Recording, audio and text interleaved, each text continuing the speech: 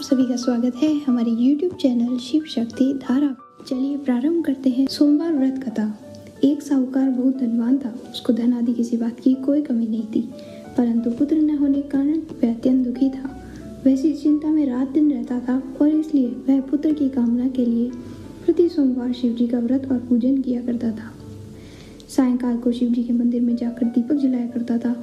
उसके इस भक्ति भाव को देखकर एक समय श्री पार्वती जी ने शिवजी महाराज से कहा, हे महाराज, यह साहूकार आपका अनन्य भक्त है और सदैव आपका व्रत और पूजन बड़ी श्रद्धा से करता है। अंततः इसकी मनोकामना पूर्ण करनी चाहिए। शिवजी ने कहा कि पार्वती जी, यह संसार कर्म क्षेत्र है। जैसा किसान खेत में जैसा बीज बोता है वैसा ही फल काटता है, उसी तरह इस संसार में जैसा कर्म करते हैं वैसा ही फल भोगते हैं। पार्वती जी ने कहा कि महाराज, जब यह आपका ऐसा भक्त है और यदि इसको किसी प्रकार का दुख है तो उसको अवश्य दूर करना चाहिए, क्योंकि आप तो सदैव अपने भक्तों पर दया करते हैं, उनके दुखों को दूर करते हैं। यदि आप ऐसा नहीं करेंगे तो मनुष्य क्यों कर आपकी सेवा व्रत पूजन करेंगे। पार्वती जी का ऐसा आग्रह कर देख शिवजी महाराज प्रसन्न होकर कहने लगे, हे पार्वती, इसके कोई पुत्र नहीं है। इसी पुत्र की चिंता में बहुत दुखी रहता है। इसके भाग्य में पुत्र न होने पर भी मैं इसको पुत्र प्राप्ति का वर देता हूँ, परंतु वह पुत्र केवल 12 वर्ष तक ही जीवित रहेगा। इसके पश्चात वह मृत्यु को प्राप्त होगा। इससे अधिक मैं कुछ और इसके लिए नहीं कर सकता। यह सब बात साहूकार सुन रहा था। इससे उसको न कुछ प्रसन्नता हुई न कुछ दुख हुआ। वह पूर्व व्रत वैसे ही शिवजी महाराज का सोमवार का व्रत और पूजन करता रहा। कुछ समय व्यतीत हो जाने पर साहूकार की स्त्री गर्भवती हुई और 10वें महीने उसके गर्भ से अति सुंदर पुत्र की प्राप्ति हुई। साहूकार के घर में बहुत खुशियां मनाई गई, परंतु साहूकार ने केवल 12 वर्ष की आयु जानकर अधिक प्रसन्नता प्रकट न की, न किसी को भेद बताया। जब वह 9 वर्ष का हो गया, उस बालक की माता ने उसके पिता से उसके विवाह आदि के लिए कहा, परंतु वह साहूकार अभी कहने लगा, मैं अभी इसका विवाह नहीं करूंगा और काशी जी पढ़ने के लिए भेजूंगा।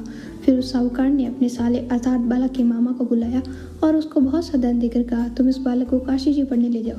रास्ते में जिस जगह भी जाओ वह यज्ञ करते, दान देते, ब्राह्मण को भोजन कराते जाओ। इस प्रकार वे दोनों मामा भांजे सब जगह यज्ञ करते, ब्राह्मण को भोजन कराते जा रहे थे। रास्ते में उनको एक शहर पड़ा। उस शहर की राजा का कन्या का विवाह था और दूसरा राजा का लड़का जो विवाह के लिए बारात लेके आया था वो एकांक से काना था।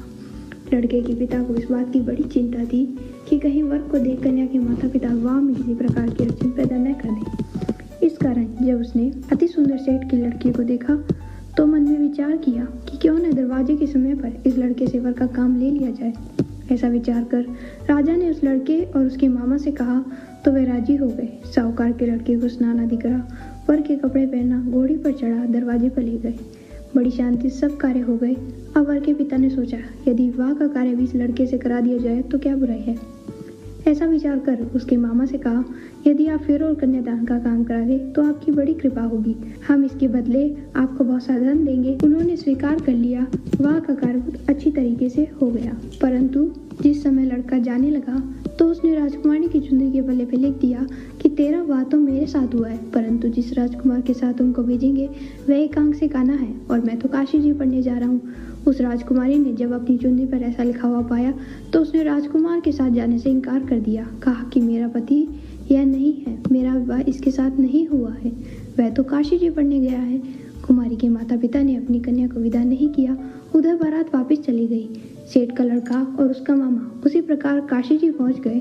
वहां जाकर उन्होंने यज्ञ करना, लड़के ने पढ़ना शुरू कर दिया।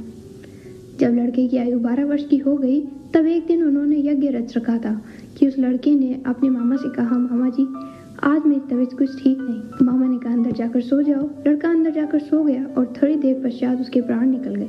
जब उसके मामा ने आकर देखा तो वह मुर्दा पड़ा था, तो उसको उस बात का बड़ा दुख हुआ और उसने सोचा, यदि मैं अभी रोना पीटना मचा दूंगा तो यज्ञ कार्य अधूरा रह जाएगा। अंततः उसने जल्दी से यज्ञ कार्य समाप्त करने के पश्चात ब्राह्मणों के घर जाने के पश्चात रोना पीटना आरंभ किया। संयोगवश उस समय शिवजी महाराज और पार्वती जी उधर से जा रहे थे।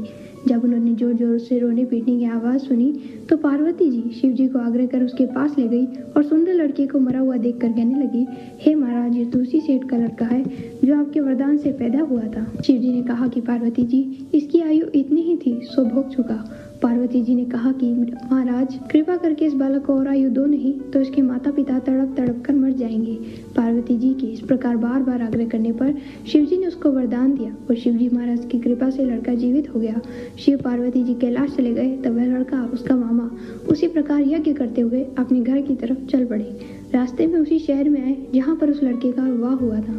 वहाँ पर आकर जब उन्होंने यज्ञ करना आरंभ कर दिया तो उस लड़के के ससुर ने उसे पहचान लिया और अपने महल में लाकर उसकी बड़ी खातिर की, साथ ही बहुत सा धन दिया और दासियों सहित बड़े आदर सत्कार के साथ अपनी लड़की और जमाई को विदा किया। जब वह अपने शहर के निकट आए तो उसके मामा ने कहा, पहले मैं तुम्हारे घर जाकर खबर कराता हूँ। उस समय उसके माता पिता अपने घर की छत पर बैठे हुए थे। उन्होंने यह प्रण कर रखा था, यदि हमारा पुत्र सकुशल घर आ जाएगा तो राजी खुशी नीचे आ जाएंगे, नहीं तो छत से गिरकर अपने प्राण दे देंगे।